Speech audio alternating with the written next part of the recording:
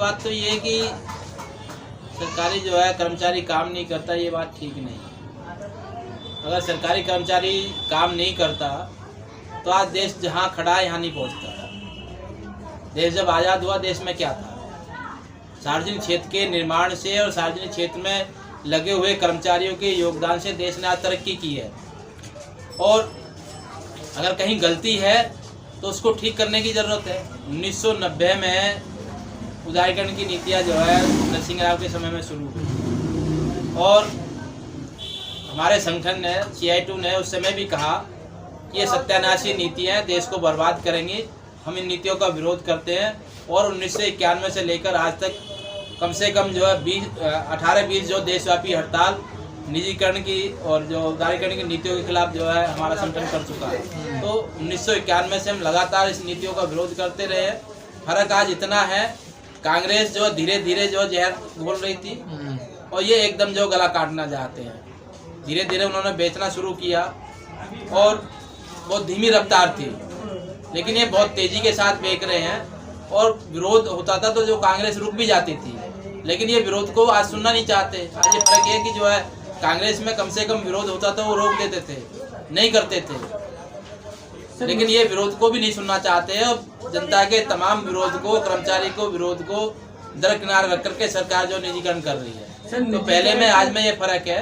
कांग्रेस भी जो उदारीकरण लेकर के आई, निजीकरण कांग्रेस भी प्रयास कर रही थी, लेकिन ये बहुत तेजी के साथ कर रहे हैं। और जब कांग्रेस ने शुरू किया तभी बीजेपी ने ये कहा था कि ये भाजपा की नीतियाँ थी, कांग्रेस ने चुरा ली है और ये उदारीकरण की नीतियों को कांग्रेस लागू कर रही है, तो हमारी नीतियाँ थी। तो उदारीकरण की नीतियों का हम शुरू से विरोध करते रहे, कांग्रेस के समय से विरोध होता रहा है। मनमोहन जी ने तब भी विरोध किया, उन्होंने जो सार्वजनिक क्षेत्र को जब भी बेचना चाहा, जो तीखा एक विरोध उसका हुआ।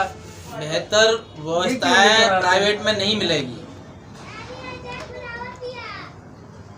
स्वास्थ्य सेवाएं या दूसरी तमाम जो सेवाएं हैं उनका निजीकरण करने से, आप जो है रेल का आप निजीकरण करेंगे, आप बिजली का निजीकरण करेंगे, सरकारी अस्पतालों को करेंगे, स्कूलों को आप करेंगे, इससे सेवाएं बेहतर नहीं होने जा रही है। सेवाएं आम जनता से दूर होने जा रही है।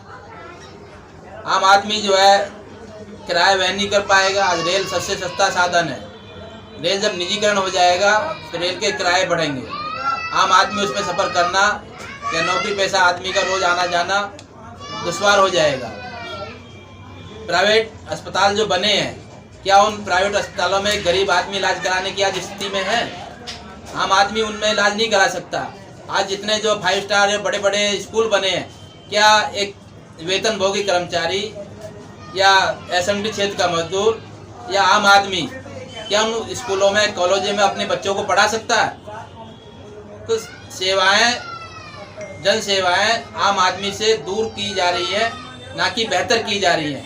और ये तमाम सेवाएं बड़े लोगों के लिए रह जाएंगी, चाहे वो स्वास्थ्य सेवाएं हो, शिक्षा हो, कन्वेंस के साधन हो।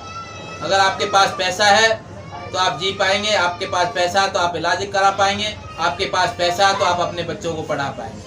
आम आदमी से जन सेवाओं को बहुत दूर ले जाने की कोशिश हो रही है। ये सरकार सिर्फ बड़े औद्योगिक घरानों के लिए काम कर रही है।